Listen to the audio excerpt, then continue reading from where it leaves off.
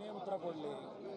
ಇಲ್ಲಿ ಎರಡೂ ಪಕ್ಷಗಳ ಕಾರ್ಯಕರ್ತರು, ಎರಡೂ ಪಕ್ಷಗಳ ನಾಯಕರು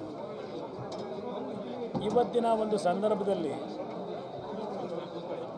ನಿಮ್ಮ ಅವಶ್ಯಕತೆ ನಮಗಿದೆ, ಬರಬೇಕು ಅಂತಕ್ಕಂಥ ಆದೇಶ ಮತ್ತು ಸಲಹೆಯನ್ನು ಕೊಟ್ಟಿದ್ದಾರೆ. ನನಗೆ ಬೇಡ ಬಿಡಿ, ಆದೇಶ ಕಾರ್ಯಕರ್ತರಿಂದ ಬಂದಿರತಕ್ಕಂಥದ್ದು. ಈಗ ನನಗೆ ಇದ್ದಂಥದ್ದು ನಮ್ಮ ಹಳೆ ಸ್ನೇಹಿತರು ಹೇಳಿಲ್ವೇ, ಪುಟ್ಟರಾಜು ಅವರ ಹೆಸರು ಹೇಳಿಲ್ವೇ? ನಮಗೆ ನಮ್ಮ ಪಕ್ಷದಲ್ಲಿ ಪುಟ್ಟರಾಜು ಅವರು, ತಮ್ಮಣ್ಣ ಅವರು ಅಭ್ಯರ್ಥಿಗಳಾಗ್ತಕ್ಕಂಥ ವಿಷಯದಲ್ಲಿ ನಮ್ಮಲ್ಲಿ ಸುದೀರ್ಘವಾಗಿ ಹಲವಾರು ಬಾರಿ ಚರ್ಚೆ ಮಾಡಿದ್ದೇವೆ. ಇದರಲ್ಲಿ ನಾವೇನು ಕದ್ದು ಮುಚ್ಚಿ ಮಾತನಾಡೋದಲ್ಲ.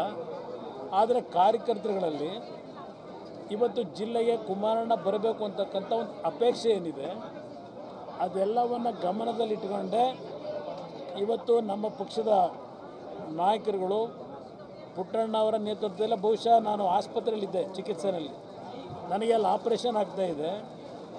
ನಮ್ಮ ಪಕ್ಷದ ಮುಖಂಡ ಪುಟ್ಟಣ್ಣ ಅವರು ಮೇಲ್ಕೋಟೆ ದೇವಸ್ಥಾನದಲ್ಲಿ ಏನೋ ಒಂದು ರಥೋತ್ಸವ ಏನೋ ಪೂಜೆ ಏನಿತ್ತು, ಓಪನ್ ಆಗಿ ನನ್ನ ಗಮನಕ್ಕೂ ಬರದೆ ಕುಮಾರಣ್ಣನೇ ಅಭ್ಯರ್ಥಿ ಅಂತೇಳಿ ನಾನು ಆಸ್ಪತ್ರೆಯಲ್ಲಿ ಆಸ್ಪತ್ರೆಯ ಟೇಬಲ್ ಮೇಲಿದ್ದೆ, ಅವರು ಘೋಷಣೆ ಮಾಡಿದ್ದಾರೆ.